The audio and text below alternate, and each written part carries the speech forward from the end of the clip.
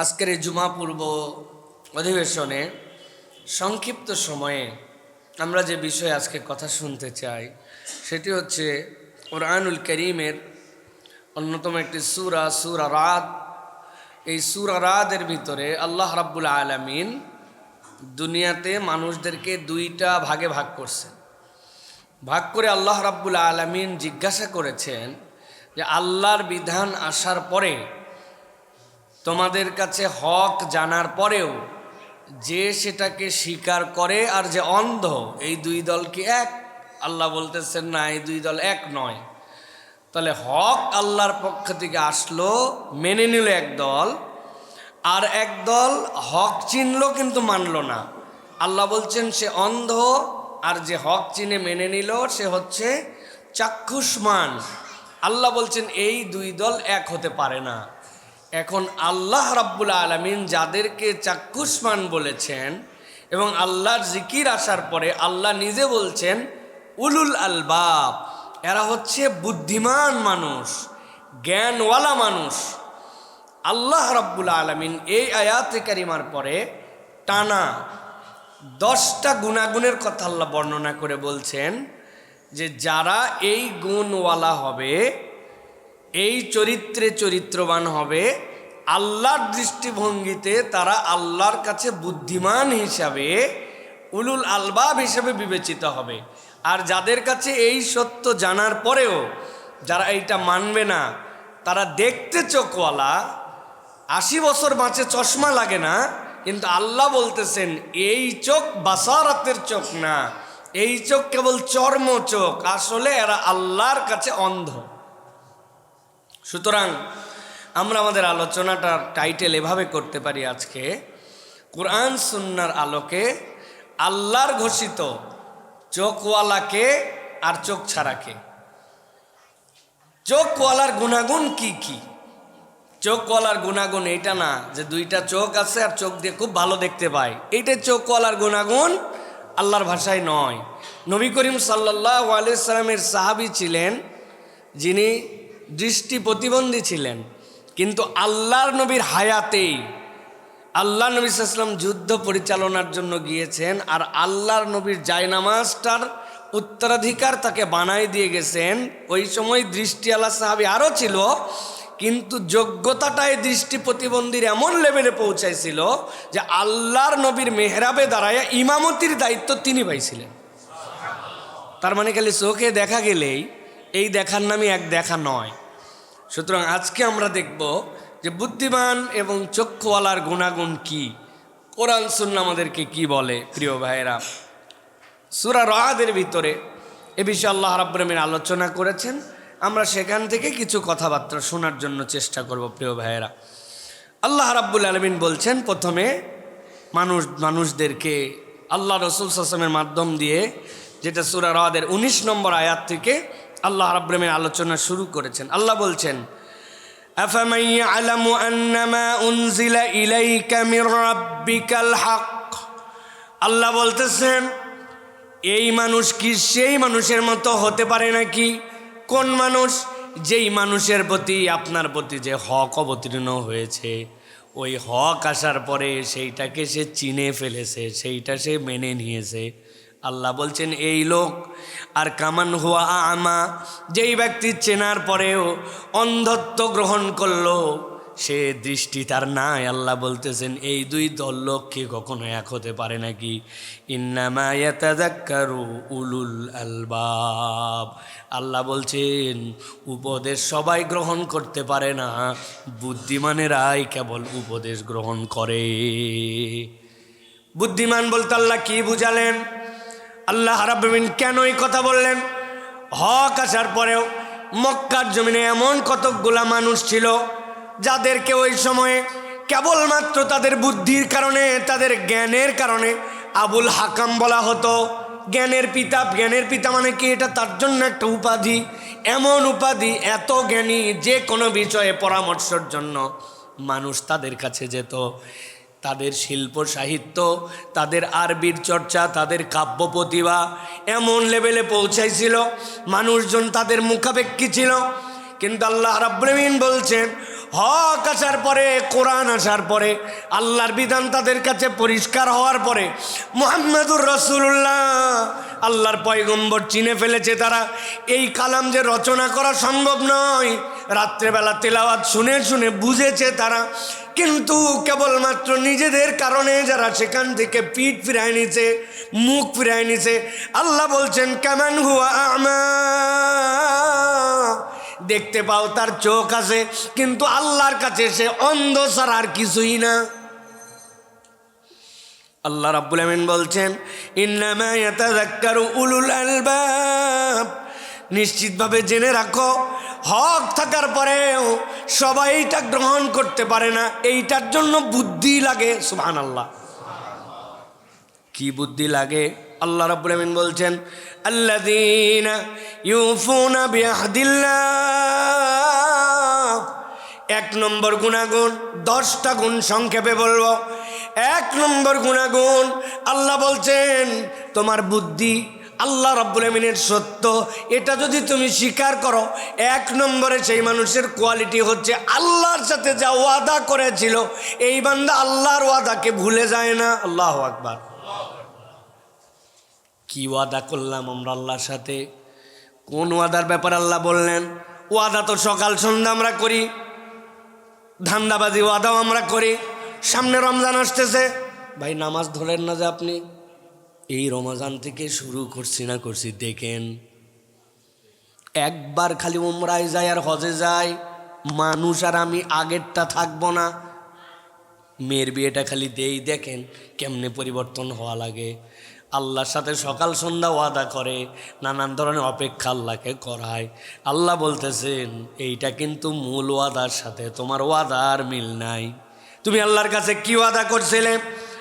আল্লাহ রাব্বুল আলামিন সূরা আরাফ, কোরআনুল কারীমের 7 নম্বর সূরা 172 নম্বর আয়াতের মধ্যে এই যে আল্লাহ বলছেন আল্লাহর সাথে কৃত ওয়াদা তুমি রক্ষা করো। কি ওয়াদা আল্লাহর সাথে তুমি করছো? আল্লাহ বলছেন আল্লাযীনা ইউফুনা বিআহদিল্লাহ। এইটা কি ওয়াদা জানো? ওয়া ইযা খাযা রাব্বুকা মিন বানি আদামা মিন যুরিহিম। আল্লাহ বলছেন আল্লাহ বনি আদমের প্রত্যেকের পৃষ্ঠদেশ থেকে যখন তারা পিপিলিকার হালতে ছিল, আলমে আরওয়াতে ছিল, রুহের জগতে ছিল, আল্লাহ বলছেন আল্লাহ প্রত্যেকের কাছেই ওয়াদা নিয়েছেন। কেবলমাত্র তার কাছেই নয়, যুররিয়াতাহুম, তার যত নসলে বংশ আসবে সকলের কাছে আল্লাহ ওয়াদা করেছেন। কি ওয়াদা করেছেন এবং কি ওয়াদা নিয়েছেন? আল্লাহ বলছেন ওয়া শাহাদাহুম আলা আনফুসিহিম, তাদের নফসের কাছ থেকে আল্লাহ রাব্বুল আলামিন ওই দিন শাহাদা নিয়েছিলেন, আলাস্তু বিরাব্বিকুম, আমি কি তোমাদের রব নই? ক্বালু বালা, প্রত্যেক বনি আদম তাদের পিঠ থেকে যত সন্তান কিয়ামত পর্যন্ত আসবে আল্লাহ বলছেন তাদের রূহগুলা আল্লাহর কাছে বলছিল অবশ্যই অবশ্যই আপনি আমাদের রব। আল্লাহ বলছেন শাহিদনা আন তাকুলু ইয়াউমাল কিয়ামাতি ইন্না কুন্না আন হাযা গাফিলিন।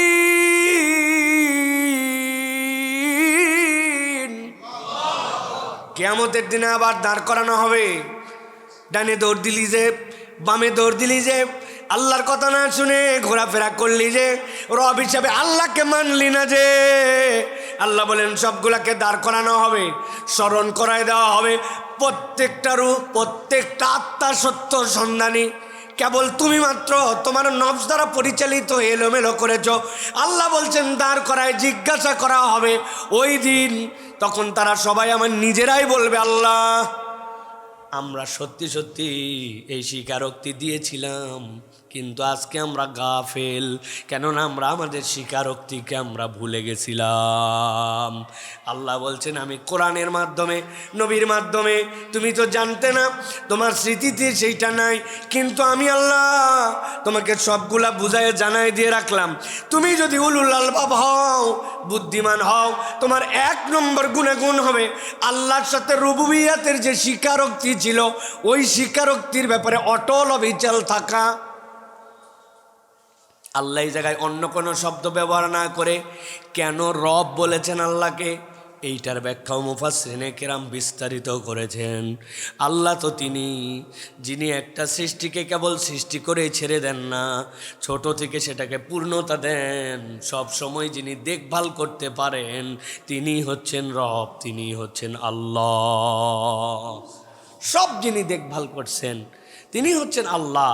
আল্লাহ এই জন্য বলছেন 1 নম্বর তোমাদের জন্য বুদ্ধিমানের পরিচয় যে তুমি যদি আল্লাহ রাব্বুল আলামিনের এই সত্যকে স্বীকার করো, হক যদি চিনে ফেলো, তাহলে তুমি তোমার প্রতিশ্রুতির উপরে অটল অবিচল থাকবা, তুমি ডানে বামে দৌড়াবা না। কোরআনুল কারীম আমাদেরকে বলছে দুনিয়াতে মানুষ হচ্ছে 2 ধরনের। এক ধরনের মানুষ হুঁশে আছে, জ্ঞানে আছে, কিন্তু আল্লাহ রাব্বুল আমিনের কাছে এই মানুষগুলা জীবিত থাকার পরে এগুলা হুঁশে নাই, এইগুলা মরার মতো, এইগুলার জ্ঞান নাই, যদিও অনেক দক্ষতা পৃথিবী ফাটায় ফেলতেছে। আল্লাহ রাব্বুল আমিন বলছেন এই মানুষগুলাকে কেন জ্ঞান নাই বললাম জানো নাকি? আল্লাহ সূরা হাসরের ভিতরে ব্যাখ্যা করেছেন 20 নম্বর আয়াতে কারিমার থেকে, লা ইয়াস্তাউই আসহাবুন নারি ওয়া আসহাবুল জান্নাহ আসহাবুল জান্নাতি হুমুল ফাইজুন। 2 ধরনের লোকই আছে। এক ধরনের লোক চলতেছে, অন্য ধরনের লোক চলছে। আল্লাহ বলছেন একজনের গতিপথ হচ্ছে জান্নাতের দিকে, আরেকজনের গতিপথ হচ্ছে জাহান্নামের দিকে। 2 জনেরই পা, 2 জনেরই চোখ, 2 জনেরই আকল আছে, বাহ্য দৃষ্টিতে দেখা যায়। কিন্তু আল্লাহ বলছেন তোমার পদক্ষেপ যদি জান্নাতের দিকে না হয়, তাহলে আল্লাহ বলছেন এই মানুষগুলা সফল কামদের অন্তর্ভুক্ত নয়। নবীকে আল্লাহ বলছেন আপনি জিজ্ঞাসা করেন, কুল হাল ইয়াস্তাউইল্লাযীনা ইয়ালামুনা ওয়াল্লাযীনা লা ইয়ালামুন। দুনিয়াতে জানে যে আর জানে না যে এই 2 দল কি এক নাকি? আপনি বলবেন হুজুর আমি ডাক্তার, আমি ইঞ্জিনিয়ার, দুনিয়ার হেন কেন জ্ঞান নাই আমার কাছে নাই, আমি বিখ্যাত অমুক বিশেষজ্ঞ তমুক বিশেষজ্ঞ। আল্লাহ বলছেন এইগুলা কোনোটাই না জানা নয়, এইগুলাও জানা। তবে কুল হাল ইয়াস্তাউইল্লাযীনা ইয়ালামুন, এই এলেম কোনটা? যেই এলেমের দ্বারা তুমি সফলতার রাস্তা চিনো, যেই এলেম তোমাকে তোমার রবের কাছে নিমজ্জিত করে দেয়, যেই এলেমের দ্বারা তুমি তোমার আল্লাহর ওয়াদাগুলাকে মনে রাখতে পারো, যেই এলেম তোমাকে ঈমান চিনায়, তোমার আল্লাহ চিনায়, ওইটা হচ্ছে তোমার জন্য জ্ঞানের পরিচয়। তুমি তখন সজ্ঞান, সব জ্ঞান আছে, আল্লাহ চেনে না, ইসলাম চেনে না, জান্নাতের পথ চেনে না। আল্লাহ বলতেছেন তুমি দেখতে সজ্ঞান হলেও আল্লাহর কাছে অজ্ঞান ছাড়া কিছুই না। এই জন্য আল্লাহ রাব্বুল আমিন বলছেন ওই মানুষগুলার 2 নম্বর বুদ্ধিমান যদি পরিচয় হয়, 2 নম্বর তার গুণাগুণ কি হবে? আল্লাহ বলছেন ওয়ালা ইয়ানকুযুনাল মিসাক,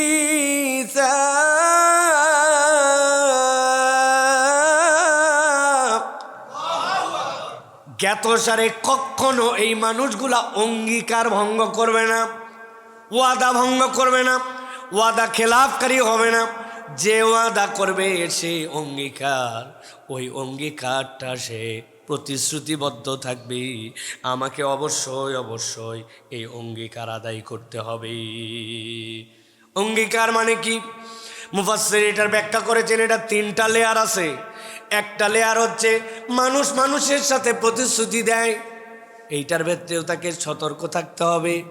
আল্লাহ নবী সাল্লাল্লাহু আলাইহি ওয়াসাল্লাম বলছেন তোমার বাচ্চাদের কাছেও মিথ্যা প্রতিশ্রুতি দিও না, খেলার ছলেও মিথ্যা প্রতিশ্রুতি দিও না। এইটা হচ্ছে নাম্বার 1। 2 নম্বরে আপনি লিখিত কতকগুলা প্রতিশ্রুতির মধ্যে থাকেন, বান্দা যেন লিখিত প্রতিশ্রুতি ব্রেক না করে।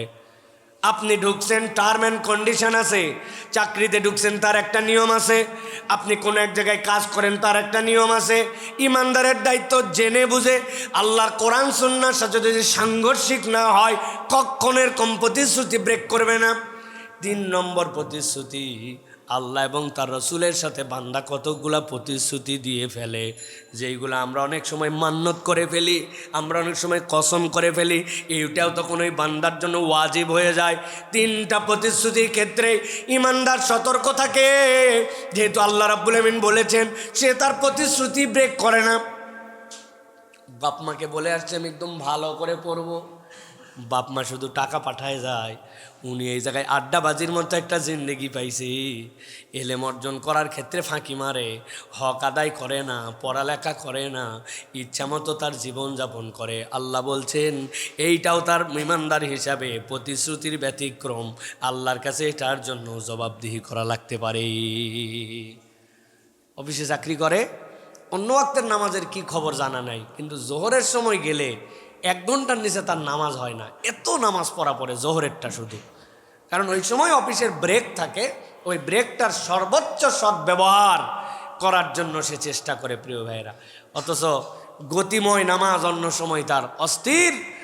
এই জন্য প্রিয় ভাইয়েরা সব জায়গায় ইমানদারকে মনে রাখতে হবে আল্লাহ রাব্বুল আলামিন আমাদের জন্য যে প্রতিজ্ঞা আমরা করেছি, এই প্রতিজ্ঞা যেন আমাদের কখনো না ভাঙে। 3 নম্বরে আল্লাহ বলছেন ওয়াল্লাযীনা ইয়াসিলুনা মা আমারাল্লাহু বিহি আইয়ুসাল, ওই ব্যক্তি আল্লাহ কর্তৃক নির্ধারিত যে সম্পর্কের সাথে সম্পর্কিত, এই সম্পর্ক কখনো ব্রেক করে না। এইটারও 2 ধরনের ব্যাখ্যা মুফাসসিরিনে কেরাম করেছেন। তারা বলছেন এই মানুষ তো সেই মানুষ, আত্মীয়তার সম্পর্কগুলা সে রক্ষা করে। তার আত্মীয় যারা, তার রক্তের বন্ধন যারা, এই বন্ধনগুলা থেকে সে কখনো নিজে নিজে ইচ্ছা করে সম্পর্ক নষ্ট করে দেয় না। বর্তমান বাংলাদেশ সহ দুনিয়ার বুকে অধপতনের যতগুলা কারণ, এর অন্যতম কারণ আত্মীয়তার সম্পর্ককে আমরা গুরুত্ব দেই না, ঠিক না? বিরাট বিরাট আমাদের বন্ধু বান্ধব, ফেসবুকের বন্ধু, অমুকের বন্ধু, দূরে দূরে আপন আত্মীয় স্বজন, তাদের ব্যাপারে আমরা সতর্ক না, তাদের ব্যাপারে আমরা খোঁজ খবর রাখি না।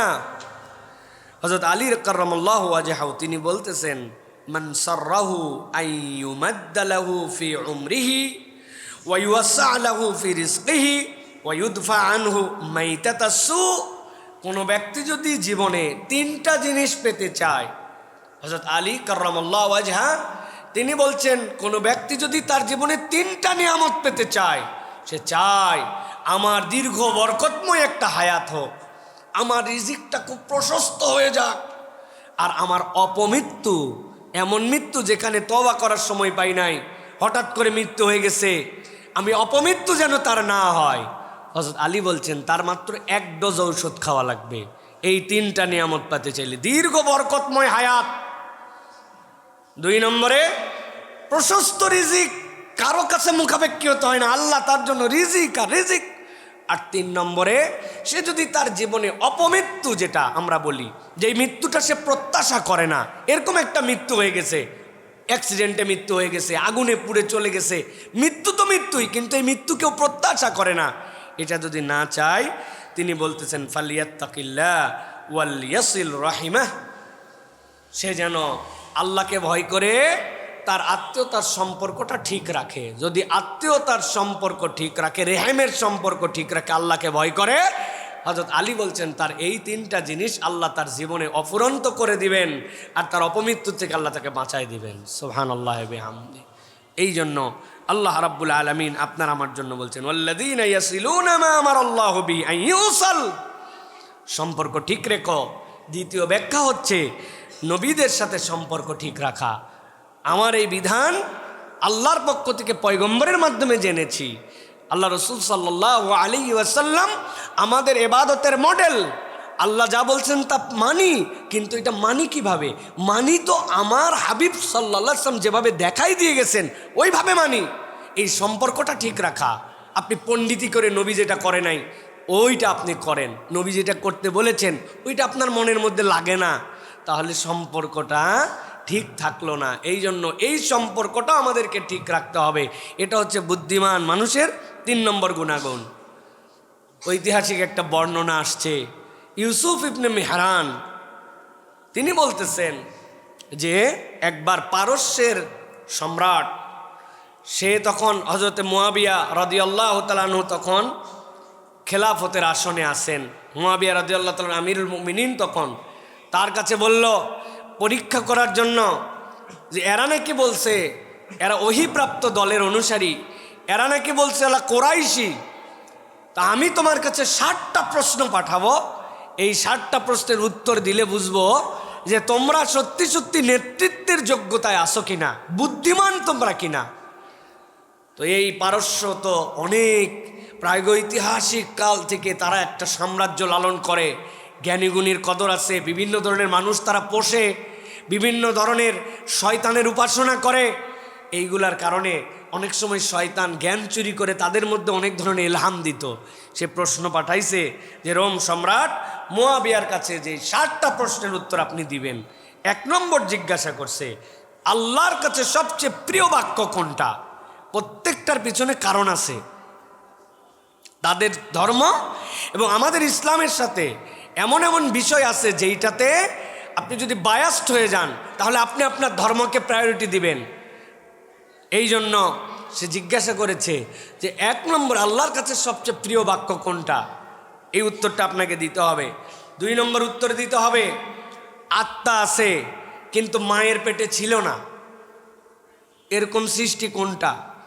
3 নম্বর জিজ্ঞাসা করেছে যে আল্লাহ ঘোষিত পৃথিবীর শ্রেষ্ঠ মর্যাদা সম্পন্ন পুরুষ এবং নারীকে, এই উত্তরটা দিবেন আপনি। 4 নম্বরে জিজ্ঞাসা করেছে দুনিয়াতে কোন একটা কবর, হালতে কবর ছিল কিন্তু চলাচল করছিল কবরটা, এই কবরের পরিচয়টা এবং নামটা জানাবেন। 5 নম্বরে জিজ্ঞাসা করছে একবার মাত্র দুনিয়াতে সূর্যের আলো পড়ছে, আর কখনো এই জায়গাতে সূর্যের আলো আসা সম্ভব নয়, জায়গাটা এবং স্থানের নামটা বলে দিতে হবে।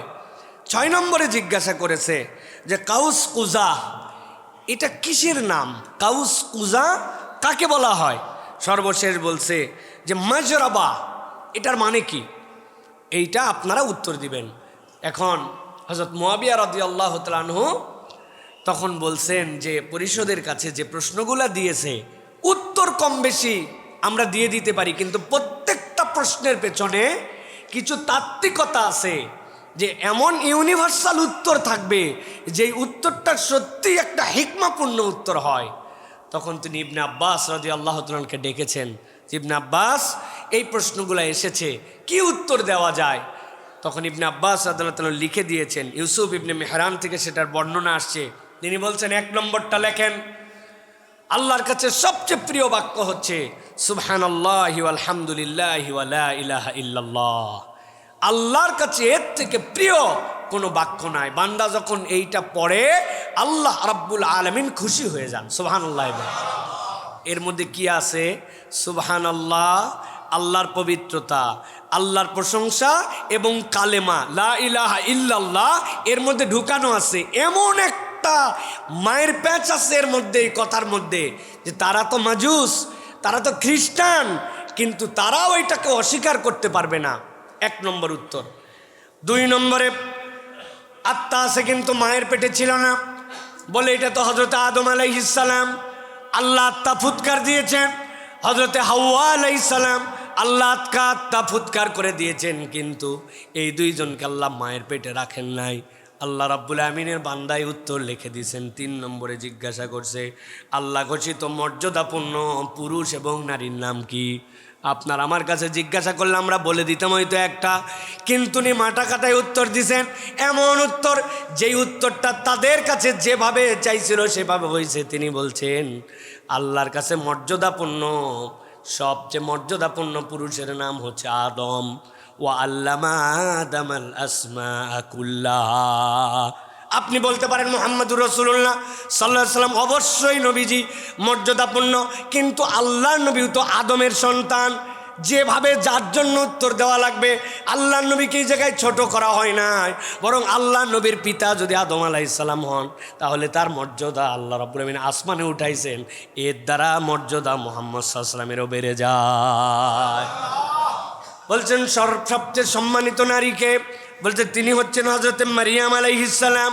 কেননা অনেক নারীর সম্মান আছে, কিন্তু আল্লাহ কোরআনে হযরত মারিয়ামের কথা নিজে বর্ণনা করেছেন। 4 নম্বরে জিজ্ঞাসা করছে কোন কবর চলাচল করেছিল। আল্লাহ নবী সাল্লাল্লাহু আলাইহি সাল্লাম থেকে আমরা জানি একটাই কবর দুনিয়াতে চলেছে, আর আল্লাহর কাছে ফরিয়াদ করেছে, লা ইলাহা ইল্লা আনতা সুবহানাকা ইন্নী কুনতু মিনাজ জালিমিন। হযরত ইউনূস পেটের মধ্যে ছিলেন, ওইটা তার জন্য হালতে কবর হয়ে গেছে, কিন্তু কবর তারে নিয়ে নড়াচড়া করছে। কবর এমনভাবে আল্লাহর পক্ষ থেকে আদেশ পাইছে, পরবর্তীতে তাকে উগলায় ফেলে দিতে বাধ্য হয়েছে। আল্লাহু আকবার। এরপরে জিজ্ঞাসা করছে, বলো তো একবার সূর্য পড়েছিল? বলে একবার সূর্য পড়ছে, কেবল এক জায়গায় নয়, 12 জায়গায় পড়ছিল দুনিয়ার বুকে। সূর্য তো অনেক জায়গায় পড়ে, আবার সূর্য তো এমন আছে কখনো সে জায়গায় নাও পড়তে পারে, কিন্তু সূর্য পড়ছিল একবার, এরপর আর পড়ে নাই। প্রশ্নটা ক্রিটিক্যাল, কিন্তু তিনি বলছেন ওই যে সাইয়েদনা মূসা আলাইহিস সালাম, আল্লাহ বললেন কেমনে পার হব, বলে বাড়ি মারো। বাড়ি মারার সাথে 12টা রাস্তা হলো। ওই 12টা রাস্তার দিনের বেলা তখন আলো পড়ছে একবার, এরপরে ফেরাউন যখন আসছে একবারে তলায় গেছে, ওই আলো আর কখনো সেখানে যায় নাই। সূর্য আর মাটি দেখে নাই, আলো গেছে, সূর্য আর মাটি দেখে নাই। এরপরে তিনি বলছেন কাউস কুজা কি, বলছে যদিও পরিভাষা জটিল কিন্তু বিষয় সহজ। এটা হচ্ছে হিকমাপূর্ণ লোকেরা জানে। আকাশে যে রংধনু হয়, 7টা রং যে বিচ্ছুরণ হয়, এটা আলোর প্রতিবিম্বায়নে হয়। আলোর মধ্যে 7টা রঙই আছে, কিন্তু আমরা দেখতে পাই না, প্রতিবিম্বায়নের কারণে ওইটা দেখতে পাই। ওইটাকেই বলে কাউস কুজা। পার্সিয়ানরাই ভাষা ব্যবহার করত। এরপরে জিজ্ঞাসা করছে মাজরাবা কাকে বলে? বলে মাজরাবা দুনিয়ার কোনো রাস্তা নয়, আসমানে যেরকম চলে, আসমানের দুয়ার আছে, ওই দুয়ারে যাওয়ার জন্য দরজা আছে, ওইটা আমরা দেখি না, ফেরেশতারা দেখে। ফেরেশতাদের রাস্তা এবং আসমানের দরজাটার নাম হচ্ছে মাজরাবা। তাদের কাছে উত্তর পৌঁছানোর পরে তারা বলছে ঠিকঠাক মতো বলো। এই উত্তর কে লিখেছে, কে জানাইছে? সাথে সাথে বলা হয়েছে এটা অমুকে জানাইছে। সে স্বীকার করেছে। তখন আমাদের পূর্ববর্তী কিতাবের মধ্যেও লেখা ছিল আল আইম্মাতু মিন কুরাইশ, কুরাইশদের মধ্যে থেকে ইমামত আসবে, এই হিকমত আসবে। আল্লাহ রাব্বুল আমিন কুরাইশদের মধ্যে থেকে মুহাম্মদ সাল্লাল্লাহু আলাইহি ওয়াসাল্লামকে দিয়েছেন, তার উম্মতের মধ্যে থেকে জ্ঞানীরা ছাড়া এই উত্তর দেওয়া সম্ভব নয়।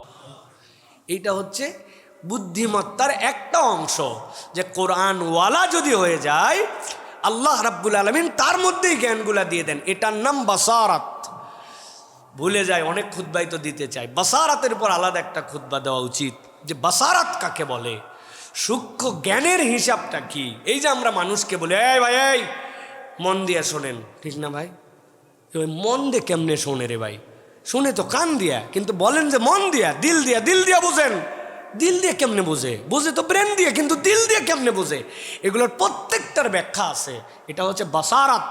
এই বাসারাত কিভাবে হয় মানুষের মধ্যে, এইটার আলাদা হিসাব আছে প্রিয় ভাই। এই জন্য 3 নম্বর, এটা কিভাবে আসে জ্ঞানটা, আল্লাহ এবং তার রাসূলের সাথে সম্পর্কচ্ছেদ করা যাবে না। নবীর সাথে আপনার সম্পর্ক জুড়ায় রাখতে হবে। তিনি যেভাবে বলছেন কাজটা ওইভাবে করতে হবে। এই পণ্ডিতি করলে এই সুতাটা কেটে যায়। 4 নম্বরে ওয়ায়াকশাউনা রাব্বাহুম, আল্লাহ রাব্বুল আমিনকে ভয় করে চলে। এই ভয় করাটা এমনি এমনি নয়, আল্লাহকে ভয় করার ব্যাখ্যা আছে, সংক্ষেপে কেবল বলে দেয়। আল্লাহ ভীতি মানে এইটা, রব্বুল আমিন আমাকে যা আদেশ করেন আমি সেইটা গ্রহণ করি, আর আল্লাহ রব্বুল আমিন যা আমাকে নিষেধ করেন সেখান থেকে আমি দূরে থাকি। এটা হচ্ছে আল্লাহর ভয়। তুমি কি আল্লাহকে ভয় করো? আওয়াজ দিয়ে বলছে হ্যাঁ আল্লাহকে ভয় করি। আল্লাহকে ভয় করে কিন্তু ওয়াক্তের নামাজ পড়ে না। আল্লাহকে ভয় করে কিন্তু মিথ্যা কথা বলে। আল্লাহকে ভয় করে কিন্তু বন্ধুবান্ধব একসাথে বসলে গীবত গিল্লা করে। তার মানে আল্লাহ যা নিষেধ করেছেন আপনি সেইটা করেন, আবার আল্লাহকে ভয় করি বলি। এইটা বড় বেশি খতরনাক, বিরাট বড় বিপজ্জনক। এটা বোঝানোর জন্য আমি একটা ছোট উদাহরণ অনেক সময় দেই। এক লোক চুরি করছে একটা মুরগি, হ্যাঁ, ওই যে ট্রাকে করে মুরগি নিয়ে যাচ্ছে, টান দিয়ে বের করে একটা মুরগি চুরি করে ধরা পড়ছে। বলেন তো ভাই, যদি ধরা পড়ে এই চোর, তাহলে যারা আশপাশে আছে সুযোগ পাইলে গাড়িওয়ালা মুরগিওয়ালা এর পিটন দিবে কি দিবে না ভাই? মায়ের আছে না নাই? মায়ের আছে। চুরি করছিস আবার ধরা পড়ছিস, বেয়াদব। কিন্তু এই চোর যতটুক মার খাবে বুঝেন তো, আরেকটা চোর চুরি করছে পুলিশের ইউনিফর্ম পরে, একদম ফুল ড্রেস পরা চুরি করছে। এরপরে লোকজন ধরছে, আরে পরে দেখে কি এটা ভুয়া পুলিশ, ও নিজে নিজে ড্রেস বানাইছে, বানায়া পুলিশ আসছে, সাইজে চুরি করছে। মায়ের কি একটা না ডবল? প্রথমে জনগণ কর্তৃক মার, এরপরে থানায় নিয়ে যাবে। ওরে তুই পুলিশ আসছিস, তাহলে তোর খবর আছে। এখন বোঝেন আমাদের অবস্থা এখন কিন্তু ডবল মায়ের খাওয়ার জোগাড়। নিজেরা পরিচয় দিয়ে রাখছি, আপনি ভাই কি হিন্দু না? আপনি না, কি বললেন উল্টো পাল্টা? হ্যাঁ মুসলমান, ইমানদার, আল্লাহকে ভয় করেন। করি মানে আল্লাহ ছাড়া কাকে ভয় করবো ভাই? ভয় করলে তো তাকেই করতে হয়। এই কথা বলে ওজনে কম দেয়, এই কথা বলে মিথ্যা কথা বলে, এই কথা বলে ধোকাবাজি করে, এই কথা বলে আল্লাহর আইনের পক্ষে থাকে না, এই কথা বলে সেকুলারিজম খোঁজে, এই কথা বলে আল্লাহর আইনের বিরোধিতা করে। ঠিক কিনা? এটা কি তাহলে? এটা পুলিশের ড্রেস পরা 2 নম্বর, এর পিটন ডবল। বুঝে নিয়েন প্রিয় ভাই। আল্লাহ বলছেন ও ইয়াখশাউনা রাব্বাহুম, তুমি বুদ্ধিমান, তাহলে আল্লাহ রাব্বুল আলামিনকে তোমাকে ভয় করতে হবে, এর কোনো বিকল্প নাই। প্রিয় ভাইয়েরা, আল্লাহ নবী সাল্লাল্লাহু আলাইহি সাল্লাম এই ভয়ের ক্ষেত্রে একটা ভয় আমাদেরকে দেখাইছে। নবীজি বলছেন দুনিয়ার বুকে তুমি আল্লাহকে ভয় করো কি করো না, এইটার প্রমাণ হবে 5 শ্রেণীর মধ্যে তুমি যদি থাকো, তাহলে তোমার জন্য জান্নাতে ঢোকা হারাম হয়ে যাবে। বাকি কাজগুলা করলে মাফ পাওয়ার সুযোগ আছে, কিন্তু যদি মানুষ 5 শ্রেণীর কাজের মধ্যে যায়, তাহলে সে 2 নম্বরই কেবল মুসলমান নয়, সে আল্লাহর সাথে প্রতারণা করেছে। 1 নম্বরে নবী বলছেন লা ইয়াদখুলুল জান্নাতা সাহিবু খামসিন, 5 শ্রেণীর মানুষ যদি হও তোমাকে জান্নাতে ঢোকার সুযোগ নাই। 1 নম্বর মুদমিনু খামর, তুমি যদি মাদকাসক্ত হও, নেশা যদি তোমার জীবনে থাকে, জান্নাতে ঢুকতে পারবে না, এটা 1 নম্বর। 2 নম্বরে আল্লাহ বলছেন ওয়ালা মুমিনুন বিসিহরিন, যদি তুমি জাদুটোনা বিশ্বাস করো, জাদুটোনার সাথে তোমার সম্পর্ক থাকে, কুফরি কালাম করে মানুষের জন্য বিভিন্ন ধরনের টোনা মারে, বান মারে, নানান কাজ করে জাদুটোনার আশ্রয় নেয়, অথবা জাদুটোনা দিয়ে নিজের আবার চিকিৎসা করে। 3 নম্বরে নবী বলছেন ওয়ালা কাতিউর রাহিমিন, আল্লাহ রাব্বুল আমিন আত্মীয়তার বন্ধন দিয়েছিল, তোমার আজকে সামাজিক স্ট্যাটাস বড় হয়ে গেছে, তুমি তোমার আত্মীয় চেনো না, তুমি তোমার পরিচয় দাও না, তোমার রক্তের সম্পর্ককে তুমি গুরুত্ব দাও না, এই রক্তের সম্পর্কের কাটা বলে তোমার জন্য বিপদ, তোমার কিন্তু জান্নাতের রিহ পাবে না। 4 নম্বরে নবী বলছেন ওয়ালা কাহিন, জ্যোতিষী যদি হয়, হাত দেখে পাখি দিয়া বিভিন্ন ধরনের জ্যোতিষীপনা করে, এই জ্যোতিষী যদি হয়, কেউ যদি মনে করে যে এই কাজ করবে, এই চর্চা করবে, তাহলে জান্নাতে যেতে পারবে না। আল্লাহ বলছেন আরেকটা হচ্ছে ওয়ালা মান্নান, যদি তুমি দান করার পরে আবার খোঁটা দাও, এই খোঁটা দানকারীকে আল্লাহ জান্নাতে নিবে না। খুব সাবধান প্রিয় ভাইয়েরা। এই জন্য ওয়ালা ইয়াখশাউনা রাব্বাহুম, আমি যে আল্লাহ রাব্বুল আলামিনকে ভয় করি, ওই ইয়াখশাউনা রাব্বাহুম, তার প্রমাণ হচ্ছে নিদেন পক্ষেই 5টা জিনিসের সাথে আমার সম্পর্ক নাই। এগুলোর মধ্যে আমরা অনেকেই জাদুটোনা এগুলোর সাথে নাই, আমরা নিজেরাও জ্যোতিষীও না, কিন্তু 2টা জায়গায় আমাদের বিরাট ধরা খাওয়ার চান্স আছে। একটা হচ্ছে খোঁটা দেওয়া, আরেকটা হচ্ছে সম্পর্ক রক্ষা করি না আমরা, আত্মীয়তার সম্পর্ক নাই আমাদের সাথে। প্রিয় ভাইরা, চাচতো ভাই, মামাতো ভাই, ফুফাতো ভাই, খালাতো ভাই, এইগুলো চিনি না আমরা, নাম বলতে পারি না আমরা, এমন অবস্থা আমাদের হয়ে গেছে প্রিয় ভাই। এই জেনারেশন তাও পারে, নেক্সট জেনারেশনে যায় এগুলো চিনবেই না, এগুলো কোনো সম্পর্কই নাই, যে যার মতো। আর মানুষকে খোঁটা দেওয়া, মানুষকে কিছু দেওয়ার পরে হ্যাঁ ভুলে গেছো তো না, ওই সময় আমি না থাকলে তোর কেউ ছিল না, এই যে খোঁটা দেওয়া, দান করার পরে, বিভিন্ন কিছু করার পরে, এটা একদম রুট লেভেল থেকে উপর পর্যন্ত আছে। আপনার বাসার কাজের মহিলাকে আপনি কিছু দিছেন, দিয়ে হয়তো 2 দিন গ্যাপ দিছে, আপনি তখন সব অতীত ইতিহাস তুলে ধরে তারে খোঁটা দেন, এইটা আপনার দানও শেষ, আল্লাহ রাব্বুল আমিনের জান্নাতও শেষ। আল্লাহ এটা এত অপছন্দ করেন, এই জন্য নবী বলছেন ওয়ালা মান্নান, তুমি যদি মানুষকে খোঁটা দাও, দান করার পরে, তাকে কোনো একটা কিছু উপকার করার পরে ওটার খোঁটা দাও, তাহলে জান্নাতে যেতে পারবে না। অথবা আল্লাহকে ভয় করে এখান থেকে আমাদেরকে বেঁচে থাকার জন্য চেষ্টা করতে হবে প্রিয় ভাইয়েরা। এরপর আল্লাহ রাব্বুল আমিন বলছেন ওই মানুষের জন্য 5 নম্বর গুনাহগুণ হচ্ছে ওয়াখাফুনা সুআল হিসাব, আল্লাহর কাছে সব সময় হিসাবের খারাপের বিষয়ে এসে সতর্ক থাকবে। বিস্তারিত কথা বলার এখানে সুযোগ নাই, কেবল ছোট্ট করে বুঝে রাখেন সুয়াল হিসাব কাকে বলছেন। নবী বলে দিয়েছেন, আল্লাহ নবী বলছেন মানুষ দুই ধরনের আল্লাহর কাছে উপস্থাপিত হবে। ফাআম্মা মান উতিয়া কিতাবাহু বিয়ামিনি, যে এক শ্রেণীর হাতে আমল নামা ডান হাতে দেওয়া হবে। ফাসাউফা ইউহাসাবু হিসাবান ইয়াসীরা, ডান হাতে আমল নামা মানে তার হিসাব সহজ হয়ে যাবে। আল্লাহ বলছেন ওয়ায়ানকালিবু ইলা আহলিহি মাসরুরা, খুশিতে লাফাতে লাফাতে আত্মীয় স্বজনের কাছে চলে যাবে। ও আম্মা মান উতিয়া কিতাবাহু, আল্লাহ বলতেছেন আরেক শ্রেণীর কিতাব দেওয়া হবে ওয়ারা যাহরিহি, সামনে থেকে আসবে না, পিছন থেকে তার কিতাব আসবে। এই পিছন থেকের কিতাব মানেই হচ্ছে তার জন্য বাম হাতের কিতাব। আল্লাহ বলছেন ফাসাউফা ইয়াদউ সুবুরা, সাহায্যকারী ডাকবে কিন্তু কাউকে পাবে না। ওয়াসলা সাঈরা ইন্নাহু যান্না আল্লা ইয়াউর, এই মানুষের ধারণা ছিল আমাদের তো কিছুই হবে না। এখন কথা হচ্ছে পিছন থেকে কিতাবের মানে কি? বাম হাতে যাদের কিতাব আসবে আল্লাহ নবী বলছেন তাদের হাতকে পিছনে টেনে নিয়ে বক্ষকে ভেদ করে দেওয়া হবে। ফেরেশতা ধাক্কা দিয়ে হাত বুক চিড়ে সামনে বের করে দিবে। সেই না বুক চিরে সামনে বের হবে, ওই মানুষগুলো আল্লাহর কাছে চিৎকার করে বলতে শুরু করবে ইয়া লাইতানি লাম আদরি মা হিসাবিয়া ইয়া লাইতাহা কানাতিল কাদিয়া। মৃত্যুই যদি শেষ হতো, হিসাব যদি দেওয়া না লাগতো, কিতাব যদি না আসতো, নবী বলছেন দুনিয়ার মানুষ কেউ যেন এই প্রত্যাশা না করে ইকরা কিতাবাক, তুমি তোমার কিতাব পড়ো, এইটা বলা মানেই তার জন্য সুল হিসাব। ওই মানুষকে যদি কিতাব পড়তে দেওয়া হয় তার মানে সে আর হিসাব দিতে পারবে না। এই জন্য আল্লাহর কাছে একমাত্র আমাদের আবেদন, আল্লাহ ডান হাতে কেবল আমল নামা নয়, বরং রব্বুল আমিন তুমি আমার হিসাবই নিও না। হিসাব চাইলেই সে আর হিসাব দিতে পারবে না। আল্লাহু আকবার।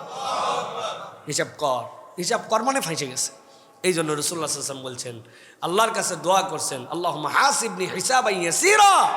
হিসাবা ইয়াসিরের ব্যাখ্যায় সব মুহাদ্দিস বলতেছেন এর মানে হচ্ছে বিনা হিসাবে আমাকে জান্নাত দাও, হিসাব চাইলে তুমি দাঁড়াতে পারবে না। ইকরা কিতাবাক বলা মানে তুমি ফাঁসে গেছো, আল্লাহ রাব্বুল আমিন তোমার উপর রাগ করে ফেলছেন। আর ওইটার প্রক্রিয়াটা এত জটিল হবে, আল্লাহ নবী বলছেন ওই দেওয়াটাই একটা শাস্তি হয়ে যাবে তার জন্য, সাজা। সে বলবে আল্লাহ জাহান্নামে নেও, যা করো করো, তুমি আমার কিতাবই দিও না আমাকে বাম হাতে। এই জন্য ওই মানুষ আল্লাহর কাছে সব সময় প্রত্যাশা করে। আল্লাহ বলছেন কি প্রত্যাশা করে? সে আল্লাহকে বলতে থাকে আল্লাহ ওয়ায়াখাফুনা সুআল হিসাব, আল্লাহ আমার জন্য বাজে হিসাব না হয়, আল্লাহ এখান থেকে তুমি আমাকে বাঁচাও। এটা বুদ্ধিমান মানুষের স্ট্র্যাটেজি, পদ্ধতি। সে তার চলাফেরার ক্ষেত্রে এই কৌশলটা নিয়ে সামনে রাখে, এইটাকে সামনে রেখে সে চলাফেরা করে। আল্লাহ বলছেন এরপরে 6 নম্বর সংক্ষেপ করি, ওয়াল্লাযীনা সাবারু ইবতিগা ওয়াজহি রাব্বিহিম, এক শ্রেণীর মানুষ আছে যারা আল্লাহর সন্তুষ্টির জন্য সবর করে, আল্লাহর সন্তুষ্টির জন্য সবর করে। এই আয়াতে কারিমার পিছনে বিখ্যাত বিখ্যাত ঘটনা আছে। পরিবার নিয়ে প্রথম যারা ঈমান এনেছিলেন মক্কার বুকে, তিনি ছিলেন হযরতে আম্মারের বাবা ইয়াসার, আর হযরতে আম্মারের মা ছিলেন হযরতে সুমাইয়া। এই মানুষগুলা ব্যতিক্রম মানুষ ছিলেন। আম্মার রাদিয়াল্লাহু তাআলার বাবা ছিলেন ইয়াসার। ইয়াসারের বাড়ি কিন্তু মক্কায় ছিল না, তার এক ভাই হারায় গিয়েছিল, তার নাম মালিক ছিল। উনি খোঁজার জন্য ইয়ামেন থেকে আসছিলেন। আসার পরে রব্বুল আলামিন এমনভাবে কবুল করছেন, ভাই পেয়ে গেছে।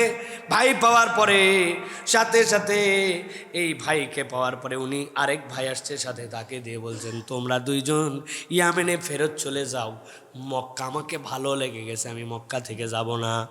মক্কায় থাকা 1 বছরের মধ্যে আল্লাহ নবী নবুয়তের ঘোষণা দিয়েছেন। অনেক লোকের কপালে ঈমান আনার সুযোগ হয় নাই, কিন্তু হযরতে সুমাইয়া রাদিয়াল্লাহু তাআলা তিনি আবু হুযাইফা ইবনে মুগীরা তার গোলাম ছিলেন, বান্দি ছিলেন। আবু হুযাইফা ইবনুল মুগীরা ওই বাড়িতে থাকা অবস্থাতেই হযরতে আম্মারের মা ঈমান এনে ফেলছেন। উনি তাকে স্বাধীন করে দিয়েছেন। স্বাধীন করে দেওয়ার পরে হযরত ইয়াসরের সাথে তার বিবাহ দিয়ে দিয়েছেন। ইতিহাসে প্রথম ফ্যামিলি, স্বামী মুসলমান, স্ত্রী মুসলমান, সন্তান মুসলমান। হযরতে সুমাইয়াকে শাহাদত বরণ করতে হয়েছে, ইসলামের ইতিহাসে প্রথম শহীদ। এরপরে তাদের ফ্যামিলির প্রতি যে অত্যাচার, যে কষ্ট, তাদের কাছে এসে শুধু একটা কথাই বলতো, একবার বলো তোমরা ঈমান আনো নাই, ঈমান থেকে তোমরা দূরে সরে গেছো। এক সময় কষ্টের কারণে, তীব্র আযাবের কারণে ওনার দিলের মধ্যে ঈমান আছে, কিন্তু মুখে বলছেন ঠিক আছে যাও। বাকি লোকজন বললাম আম্মার তো বিগড়ায় গেছে আযাবের কারণে, দেখো উল্টাপাল্টা কথা বলছে। আল্লাহ রাব্বুল আলামিন আয়াতে কারিমা নাযিল করলেন, মান কাফারা বিল্লাহি মিন বাদি ঈমানিহি ইল্লা মান উকরিহা ওয়া কলবুহু মুতমাইন্নুম বিল ঈমান।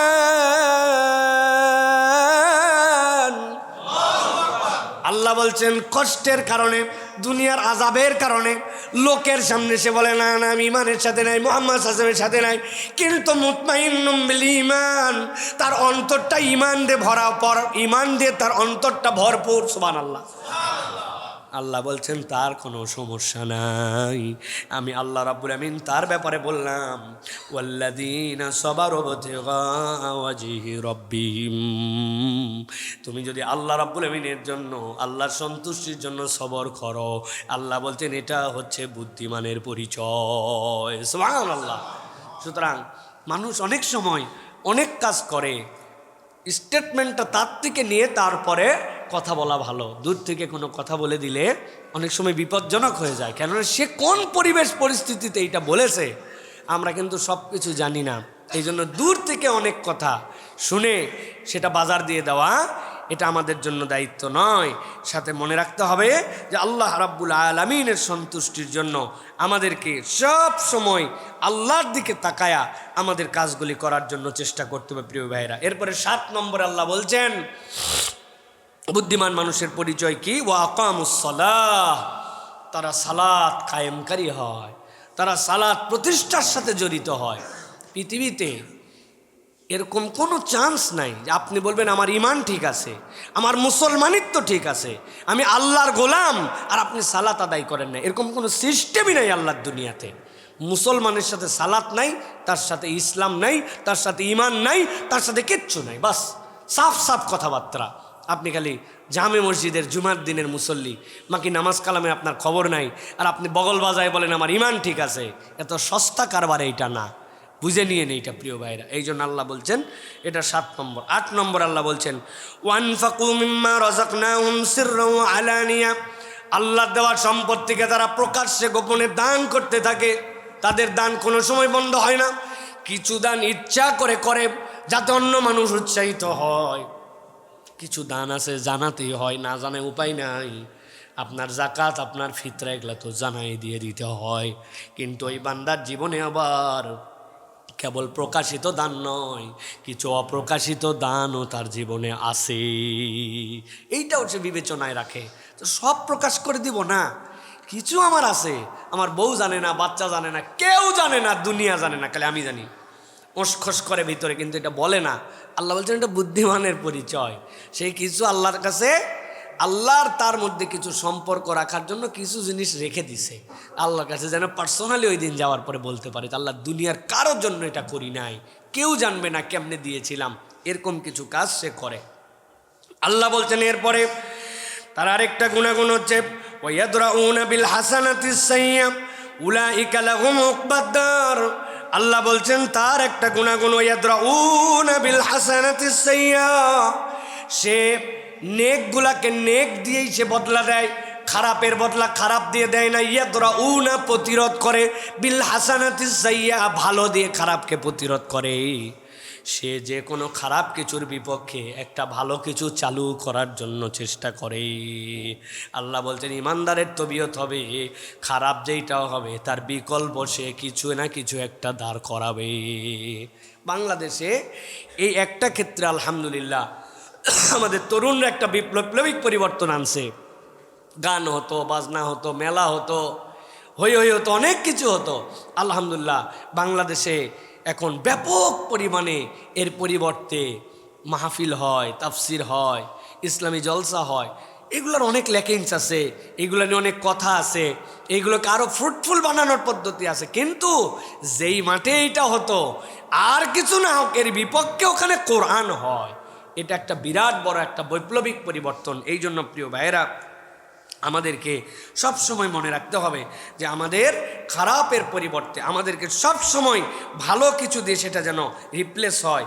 আল্লাহ রাব্বুল আলামিন বলছেন, বান্দারা তোমরা কি জানো, উলাইকা লাহুম উকবাদ-দার, এই কাজগুলা যারা করে তারা তাদের প্রকৃত বাসস্থানে চলে যাবে। সুবহানাল্লাহ বলেন।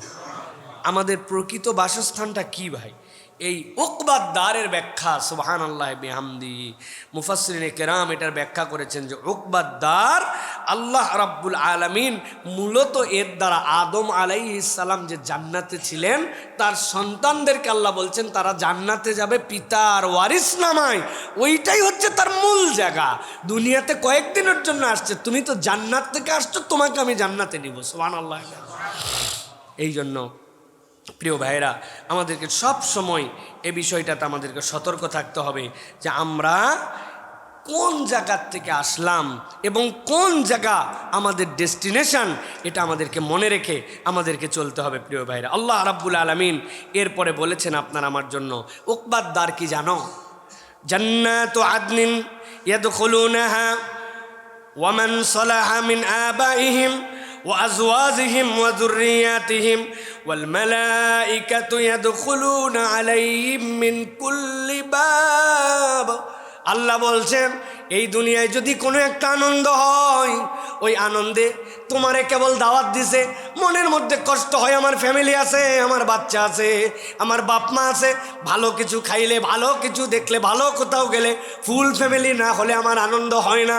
আল্লাহ বলছেন উকবাদ-দার, ওই জায়গায় যদি যাও আর তোমার এই বুদ্ধিমানের সাথে যদি তোমার সন্তান থাকে, তোমার স্ত্রী থাকে, তোমার পরিবার থাকে, আল্লাহ বলছেন সবগুলাকে এক জায়গায় করব।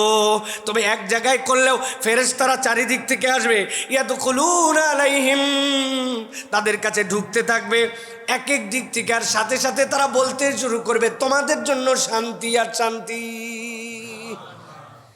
আল্লাহ বলছেন এই যে ডাকটা তুমি শুনলা, এই বুদ্ধিমানদের শেষ পরিচয় আল্লাহ বলছেন ওয়াল্লাযীনা আমানু ওয়াত্তাবাতুহুম যুররিয়াতুহুম বিঈমানিন আলহাকনা বিহিম যুররিয়াতাহুম ওয়া মা আলাতনাহুম মিন আমালিহিম মিন শাইء। আল্লাহ বলছেন তোমার পরিবার পরিজন যদি এটার সাথে যুক্ত হয় কতই না ভালো হয়। তুমি খালি একাই নামাজি, তোমার বাচ্চার জন্য খবর নেও না, তুমি একাই কেবলমাত্র ইমানের উপরে আসো, অথচ আরেকজনকে ইমানের জন্য তাবলীগ করো না, তুমি সৎ পথে চলতেছ, আরেকজনকে কেন ডাকো না?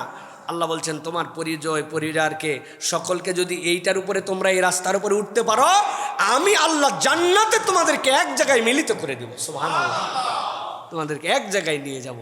আল্লাহ রাব্বুল আলামিন বলতেছেন একটা আমলও তাদের নষ্ট করা হবে না, যে যার হিসাব পেয়ে যাবে।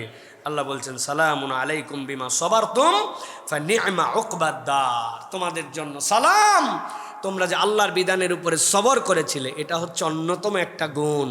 বিমা সবারতুম, এই সবরের লেয়ার আছে, as-সবরুল উলিয়া, সবরে সুগরা। আমি অনেকবার এই মসজিদে বলেছি আমরা সব সবরে সুগরার সাথে আসি, ছোট সবর আমরা করি। ভাই শরীর কেমন, অনেক দিন ধরে অসুখ, ভাই আল্লাহ দিছে আলহামদুলিল্লাহ, তারপরে মেনে নিয়ে আসি সবর। এটা কিন্তু সবর, এটাও গুড সবর, কিন্তু এই সবরের নিচের সবর এইটা। বাচ্চা কাচ্চা কয় ভাই কথাবার্তা শোনে না এখনকার বাচ্চা কাচ্চা, কিন্তু কী করবো, মেনে নিয়ে তারপরেও বুঝাই, তারপরেও ডাকি, সবর। এটা আপনার সবর, কিন্তু এটা ছোট সবর। সবরের টপটা কি? সবরের টপটা হচ্ছে মা আমার আল্লাহু বিক, আপনাকে আল্লাহ যা ফরজ করছেন ওইটার থেকে আপনি কখনো পদস্খলন হন না। আল্লাহ যা আপনার জন্য হারাম করেছেন ওটা একসেপ্ট করেন না, এর নাম সবরে উলিয়া। আপনি সুন্দর করে সুদের কারবারের সাথে জড়িত আছেন, আপনি হারামের সাথে জড়িত আছেন, বেহায়া বেলাল্লাপনার সাথে আপনি জড়িত আছেন, আপনি আল্লাহর নিষিদ্ধ হুদুদ মানেন না, আপনার পরিবার পরিজনের মধ্যে পর্দা পুশিদা নাই, কিন্তু আপনি আল্লাহ রাব্বুল আলামিন অসুখ দিচ্ছে, বিরাট সবর করে আছেন, একটু রিজিকের টানাটানি আল্লাহর উপর তাওয়াক্কুল করে আছেন, আপনার সবরের বুঝ হয় নাই প্রিয় ভাইরা।